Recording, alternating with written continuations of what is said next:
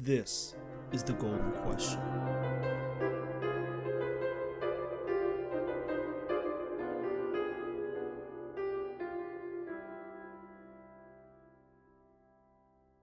Hello. Welcome to episode 20 of the Golden Question podcast. In today's episode, I'm going to be answering the question, why did God prohibit interest? Now, I'm going to try to answer this question mostly economically because I believe that obviously God has a rule of law that he applies towards economics in the world. And what I mean by that is the laws that we see in economics are the laws that obviously are administered by God, and they are there for a reason. Just as how scientists see the laws in science, the law of thermodynamics, the law of gravity, all these different laws, how nobody can really understand why these laws are here. And the best explanation that science can give us is that these laws are the way things are, and you can't ask the question. We could apply that same idea of thinking towards economics. Why is there a law of supply and demand? Why are these laws the way they are? And I believe that just as how God creates these laws in their relation to the physical world, they are also applicable to the laws that we see in economics. And who knows? I mean, one day we could try to connect the two, but I'm going to be focusing on why I think interest is prohibited and why I think that is a law that needs to be administered into the economy. I'm going to try to keep it simple. Again, I've answered this question many times in fragmented pieces in several podcasts, but I feel like if I combine it into one podcast, hopefully it'll make my answer a lot clearer. So the reason that God prohibits interest is because interest in and of itself does not constitute towards the production of goods and services. All interest does is help an individual purchase and bid up demand for the goods and services that are already created in the economy. And you could look at an individual who wants to buy something, but he can't afford it. Normally, under a free market, following God's laws, I would have to work in order to save up the funds in order to purchase that good or service. But because interest rates are positive or negative, let's just say they're positive, it allows me to borrow money and take out a loan to purchase something that I cannot yet afford and I have not yet saved up for. So what does this do? Obviously, it bids up the prices of goods. Instead of allowing the price of a good be determined by how many people who can actually afford to buy the good, instead it's now opened up to a much larger pool of people, both of whom who can afford it and those who cannot afford it but are simply able to afford it by debt. And again, I'm going to use the terms loans, debt, and interest sort of interchangeably. So as you can see, interest always goes hand in hand with debt. Whenever you have interest rates, you're presumably putting a price on money so that you can lend out your money. Now, there's nothing wrong with lending out money, and I think the capital markets are the way to do so. And you get something in return for your money that you lend out. You have a stake in that company, and you care about the long-term ramifications of the company. You care about it long-term because the bigger the company grows, the more that portion is of that company grows. However, when you're dealing with loans, when you're dealing with debt, the only thing that really is an interest of you is whether or not you get that principal back with interest. And sometimes you don't even care about the interest. portion. You just care about if you get your principal back. And that's the irony in this. So if I loan somebody out some money, I don't care if he grows financially, if he does something good with that money, as long as I get my prescribed interest and my principal back, I'm happy. And I don't care if he has to go through a bunch of hurdles to get my money, as long as he gets it back, that I'm fine. And what does it do? It forces the other person who borrowed from you to now have to find a way to get your money back. Now, it's already bad enough for him that he's now having to pay back the principal as well as the interest. And obviously, if he couldn't afford to pay back the principal, what makes him think he'll be able to pay back again the principal on top of the interest rate? But now he tends to do illegal things, right? He might do things that he normally wouldn't have done to try to get that money back. And obviously, this forces a person to do, um, morally wrong things to try to get the money back, and things that they know they're wrong, but they decide to do so regardless. So interest again goes hand in hand with debt. Debt is obviously a bad thing.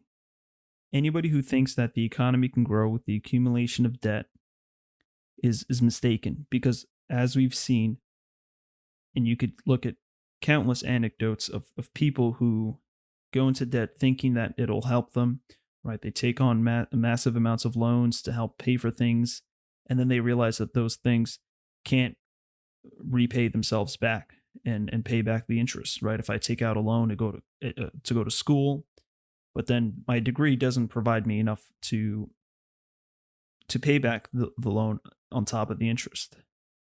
So you see these examples littered all over society. Furthermore, another aspect of debt and interest is in terms of the federal government and the central bank. One of the reasons why I would say we have interest rates and why we have debt is because we have a fiat currency. We have the Fed who prints up currency and administers it to the public, and then expects to get paid back in return. So the concept of interest, the concept of debt, right away emanates from the central bank. Because you have a central bank, and then we have a bunch of other banks that can borrow money from the central bank, that's the main goal of the central bank. The main goal of the central bank is to create credit in the economy, to make debt. It prints up money and it loans it out to other banks, and then it expects a set amount in return. Right from the start, the concept of a Federal Reserve revolves around the idea that I can print money. Right? We don't have a gold standard. We're not using gold. We're not using real money, which I think gold is a form of money that God has given us. And I guess maybe I don't know if I'll talk about it in this episode, but maybe in a future episode I'll talk about the characteristics of gold and why it's a miracle, honestly, why gold exists. If you want to talk to an economist and you want to persuade him that God exists, just point to him towards gold. Look at the characteristics of gold, what makes it the only substance for money, and then maybe they'll be convinced, because it truly is a miracle. But back to the Federal Reserve.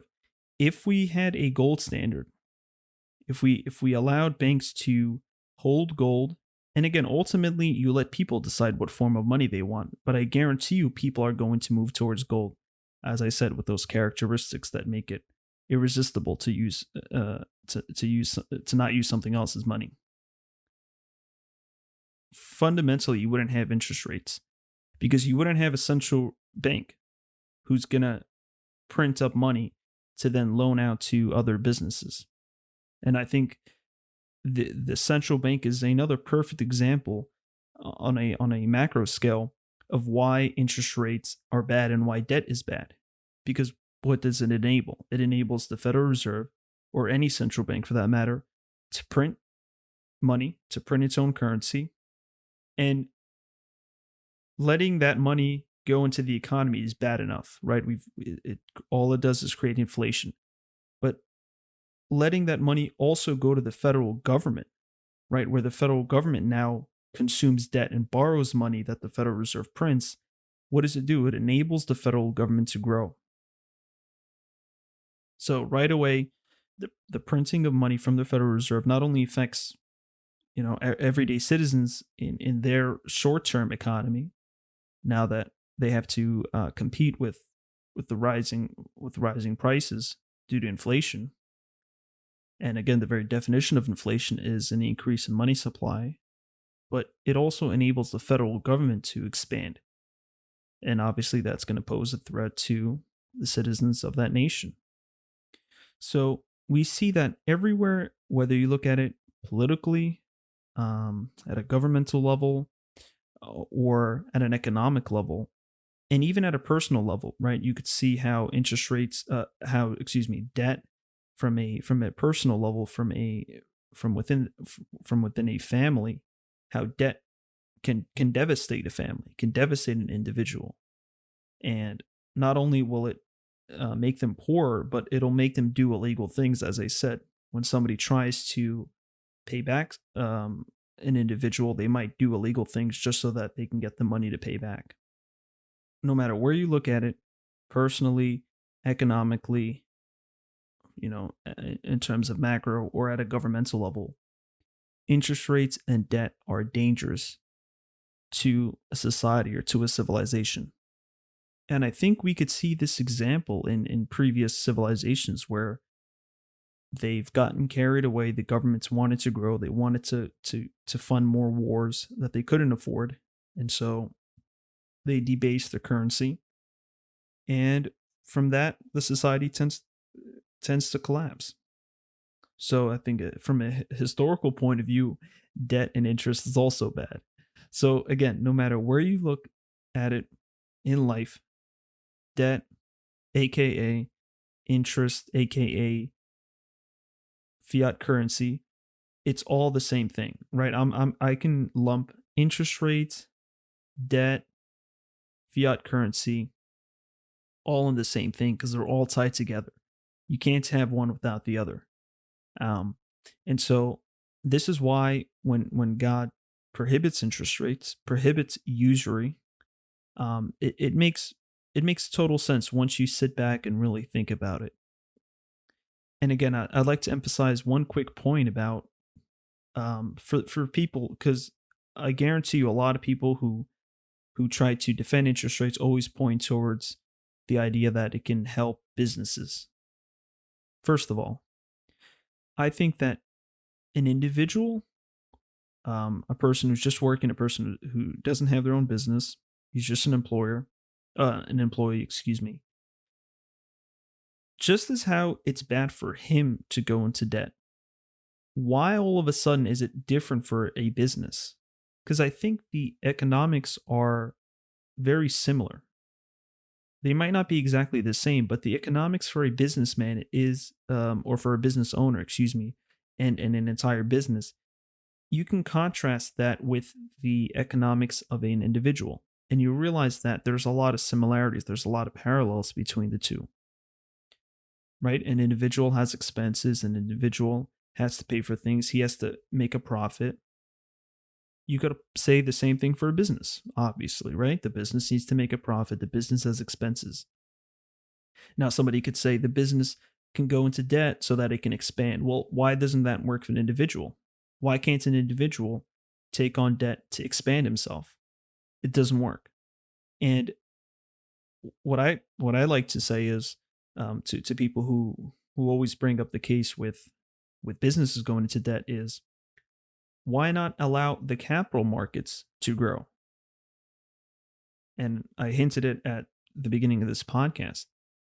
If a business can take on investors and offer them a stake in the company, it's ultimately better for himself, better for him or herself, because the investors now have a long-term interest in the development of that business because they have a stake in your company. And you ultimately have to sacrifice a portion of your company to investors. You can't just acquire wealth for free, essentially. You can't get something for nothing. And there's no way of going around it or trying to hide from the portion, because you have to offer something upfront. when a business acquires investors, they give them they give the business money.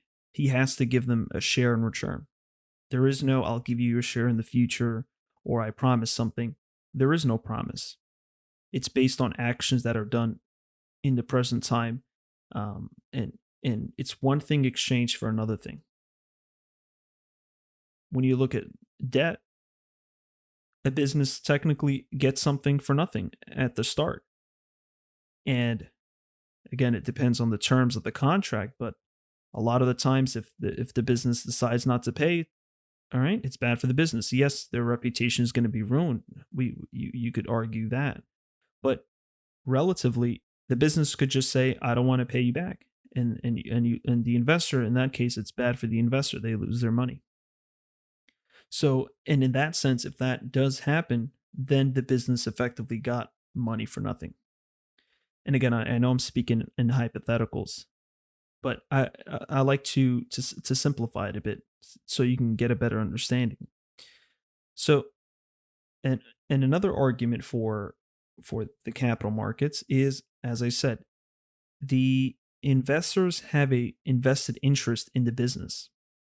If I look, just as how if an individual loans money to another individual and they're worried, they don't care about what the individual does, whether or not he becomes successful or his income grows or anything. He just wants his principal back. And yeah, it'll be nice if he has his interest back. The same thing could be said for um, a business, right? If I loan my money out to a business, I don't care whether or not that business grows. I mean, it'll be nice for that business to grow so that then I can probably lend them more money and charge them a higher interest. But again, relatively, you don't really care whether or not the business grows. You just want your principal back. And again, it'll be nice to have the interest. And what's the irony there, right? In both cases, the person loaning out the money really only cares about the principal, right? If he gets back his principal 0%, he's actually happy. He's like, all right, thank God I didn't lose money.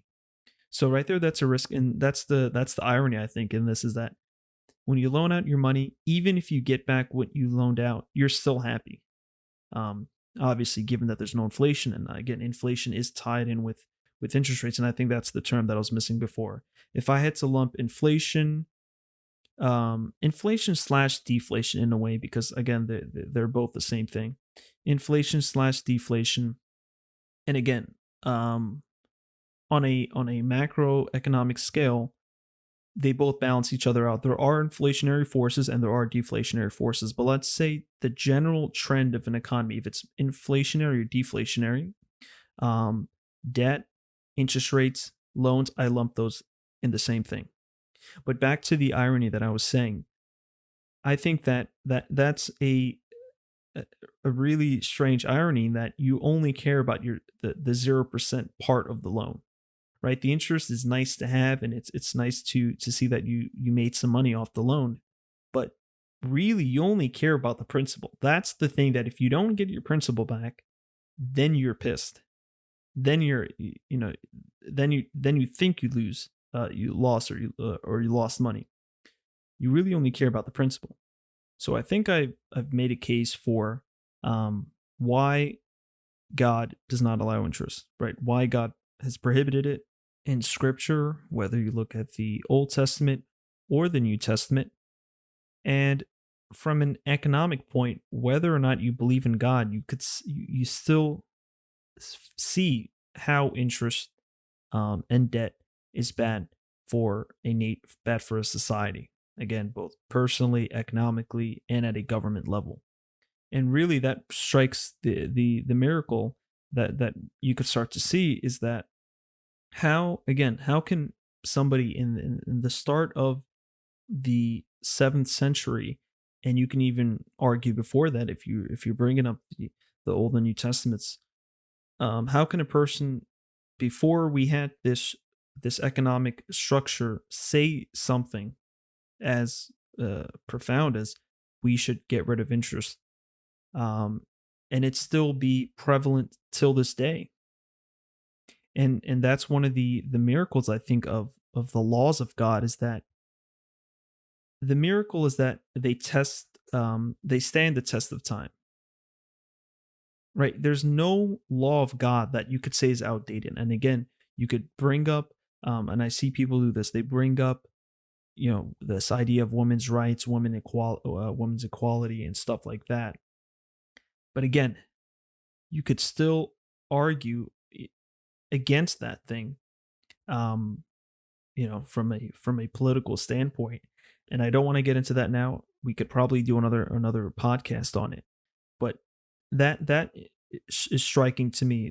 The miracle that is the the testament that all of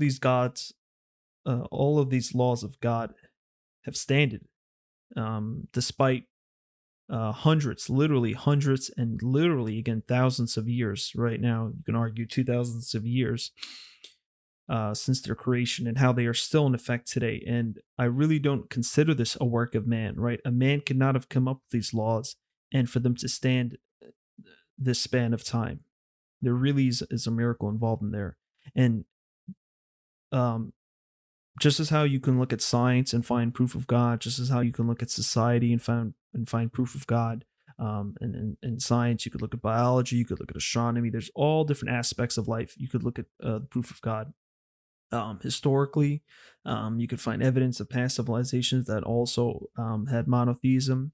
You could look at the proof of God in politics, from a governmental level, why we need limited government, why we can't have this expansive, authoritative, totalitarian state. You could also find the proof of God, believe it or not, in economics.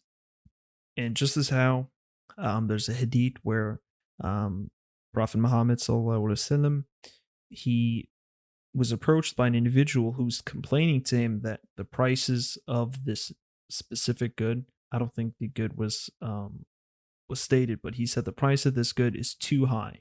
Can you please do something? The price of this good is too high. It's rising too fast, and you could assume that he can't afford it. Probably his friends or his family can't afford it. And he comes up to the prophet, and he tells him, "Can you do something? Right? You're the prophet. You have some power. You have some authority, directed by God. Can you do something? Can you tell you, or can you get God to do something?" And what does the prophet say? He replies, and he says, "I can do nothing. Only God controls the prices." And I think that's a fascinating hadith. And it really brought this wave of fresh air, and it really revitalized my understanding of economics just from that one hadith. And it also provided a source of legitimacy for what I believe in economically. Because when I first started to understand economics, I sort of thought it was this separate thing from God, right? And religion. I thought, economics is here. I believe in this. I believe in that. It could be right or wrong, but maybe God doesn't really care about the economy. He only cares about philosophical and social aspects. But because of this hadith, it really connected the two, and that really struck a connection. And it was that hadith really pointed out that connection. And again, it also brought awareness into how God can be seen in every aspect of life, including economics. So, and what I think what we could imply by that hadith is that this free hand that conservatives, people believe in the free market, this free hand is in a way the hand of God acting over the economy, indirectly controlling the economy. Obviously, you could say it's happening naturally; it's the natural laws. But then, if you're asked, who made up these laws, who came up with these laws, if you don't believe in God, you really don't have an answer, right? These laws are just here. But there is an invisible force, the invisible hand, as we're all taught by Adam Smith. This invisible hand is God, and it is not literally, obviously, but it is God's way of controlling things indirectly. Obviously, his hand is not over us, controlling things. Obviously, we don't directly communicate and ask him for things. The beauty of the world is that it happens naturally, but that natural effect that things occur is directed by God, and I think that's the miracle. So I've sort of diverted away about the concept of interest rates, but I believe that interest rates are harmful to the economy, and just as how they're harmful to an individual. And what I mean by that is obviously an individual's tendency to incur debt, and incur and to overconsume because of debt. And I think that's another aspect. People who complain about this consumerism society, how we're just consuming too many things. I think you could point the finger to debt, right? Because we have access to debt, we're allowed to live beyond our means. We're allowed to overconsume. We're allowed to purchase things that we don't need and that are ultimately bad for us, right? We buy things that deviate our belief in God. We tend to again buy things that we don't really need. And this idea of capitalism, it actually, and if we talk about it in a sense of this gold standard without interest rates, this this capitalist structure really puts people at ease, and it brings happiness to people because it gives us what we need, and it creates happiness when you have extra things beyond your needs, such as some of your wants. A lot of the times those wants are actually bad for you. And how do we acquire those wants if there are no interests, right? You have to work for it.